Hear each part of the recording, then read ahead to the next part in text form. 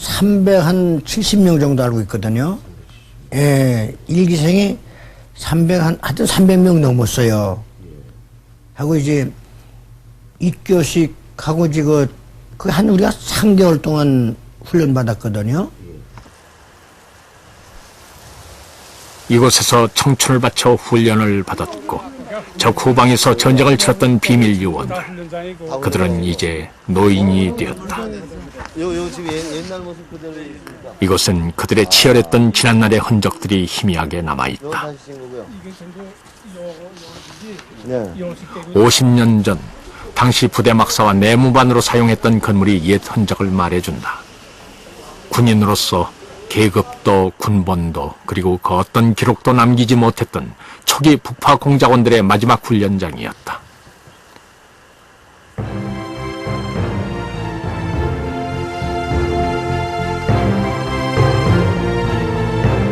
당시 이곳에 내걸었던 나를 따르란 글귀가 눈에 띈다.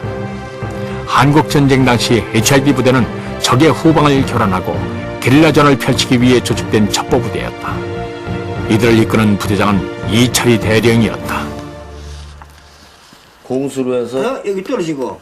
청수장에서 훈련을 마친 HID 대원들은 평양으로 직접 투입되어 게릴라전을 펼치는 한편 원산 상륙작전을 위해 원산 앞 여도의 교두보를 확보하기도 했다. 저 함흥, 원산. 당시 개마고원에 고립된 국군 17연대를 구하기 위해 HID 요원 300여 명은 동해안을 통해 여도에 상륙해 원산을 공략했다. 그러나 그것은 역부족인 일이었다. 그때 이곳을 출발했던 HID 요원 대부분은 살아 돌아오지 못했다. 당시에는 군 장비가 턱없이 부족했던 시절, 짐 나르는 배를 타고 적지에 침투해야 했던 것이 이들의 현실이었다. 허리띠에 찼던 북파 공작원 비표만이 이들을 대한민국 군인으로 증명해준다. 끊임없이 북파돼야 했던 청년 시절, 그들은 대부분 북한군 복장으로 변장하고 있었다. 죽을 때까지 보내요. 죽을 때까지. 돌아오지 않을 때까지. 그럼 바로 죽는 거죠. 악의적으로 얘기하게 되면 죽을 때까지 보내고, 우리가 선하게 말하면은 믿기 때문에, 그놈이 똑똑하기 때문에 또 보내는 거예요. 당시 육군 첩보부대 HID 교육대장은 김종벽 소령이었다. 9월산 유격 대장으로 시작해서 한국전쟁 당시 전설적인 전투를 기록했던 그의 첩보전 역사는 그의 낡은 집 벽면에 빛바랜 훈장처럼 남아있다. 올해로 93살이 된 그의 가장 아픈 기억은 당시 훈련도 제대로 못 받은 부하들을 이끌고 전장으로 나가야만 했던 당시 상황이다. 훈련도 별로 없이 그냥 나가가지고 그거 뭐 하다가 같이 보니까 말이야. 네.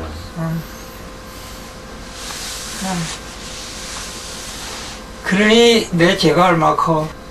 죽어라 죽어라. 대한민국이야 죽어라. 내가 죽어라. 야도 죽었고 임상수 야도 죽었고. 먼저 떠나간 부하들에게나 남겨진 대장에게나 그들의 역사는 비극의 역사였다. 제약절이 없다고. 내가 죽는 걸 영광으로 생각하니 9월 9월 우리 9월 9월 9월 우리 9월 민족의 간성인 우리 용사들 그 이름 상하다 5월 부대 그게 근거야. 예, 그게 근거야. 예. 그때 지휘관이 제가 기억나는 대로 자기가 아는 대로 해가지고서 그게 근데요. 한국 전쟁 중에 활동한 북파 공작원 중에는 여자 첩보원들의 활약도 눈에 띈다.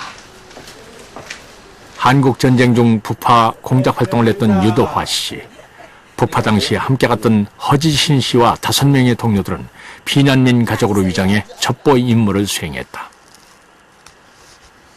그냥 뭐 닥치는 대로 뭐 그냥 대부분의 여자 공작원들은 남자 대원들의 신분 가장을 위한 동반자로서 역할을 담당했다. 집들이 가서 옷 같은 것도 갖다가 그냥 가지고 가고 그럼 팔러 간다고. 가지고 이들이야말로 훈련 한 번 제대로 받아보지 못한 채 적지에 부파됐다. 항상 불안하죠. 항상 그냥 불안. 무모한 희생은 당연한 아유 그때 일이었다. 당시 아주 도대체가 지금 생각하기가 싫어요. 너무 그냥 괴로운.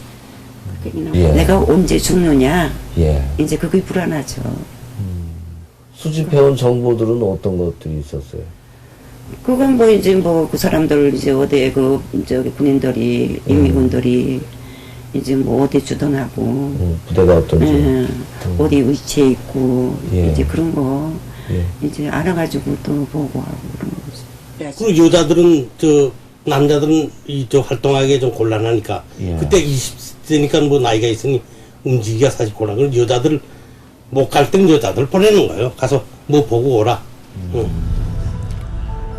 당시 그녀와 부파됐던 공작원 중에는 15살의 여자 공작원도 있었다. 당시 함께 활동했던 5명의 여자 공작원들 중 그녀만이 살아남았다. 폭격받고 총으로 쏘고 그냥 도망댕기고 그냥 산속으로 막 날라댕기고 그냥 이런 꿈을 꿔요 내가. 얼마나 그때 그렇게 그냥 아주 고통을 받았으면은 예. 지금 나이가 70이 넘었는데도 예. 그렇게 그냥 그런 꿈을 꾸고 어떤 때는 그냥 꼬박 잠을 못 자고 그래요. 예. 그 생각하면은 1953년 7월 27일 전쟁이 멈췄다. 유엔군 대표와 공산 측 대표가 정전협정문에 서명함으로써 휴전이 조인됐다. 휴전협정일 밤 10시 이후 전선에서는 포성이 멎었다. 남과 북은 당시의 전선으로부터 각각 2km씩 뒤로 물러섰다. 그 사이에 비무장지대를 설정했다. 그렇게 한반도는 38선 대신 휴전선으로 다시 한번 분단됐다. 민족의 순환 6.25. 이날 이 대통령께서는 내년 이날까지는 이북 동포를 공산 치하로부터 해방시키도록 온 견해가 전쟁은 남한 사회의 반공 이데올로기를 더욱 고착시키는 역할을 했다. 젊은이들의 아우성은 반공과 북진 통일이 이승만 시대의 구호가 됐다.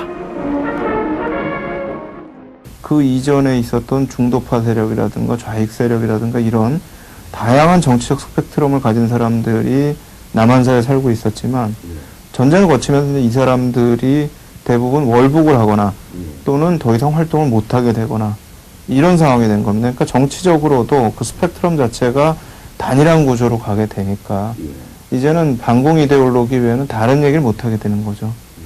그리고 그 상황에서 단순한 반공뿐만 아니라 좀 더 강한 용어들이 나오게 되는 거예요. 이제 멸공이라든가 승공이라든가 이런 식의 사실은 좀 섬찟한 단어들이죠.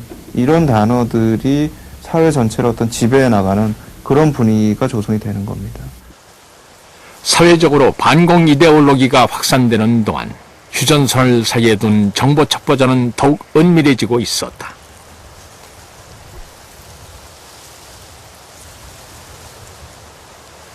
정전협정상 중앙분계선을 넘는 것은 이제 명백한 국제법 위반이다.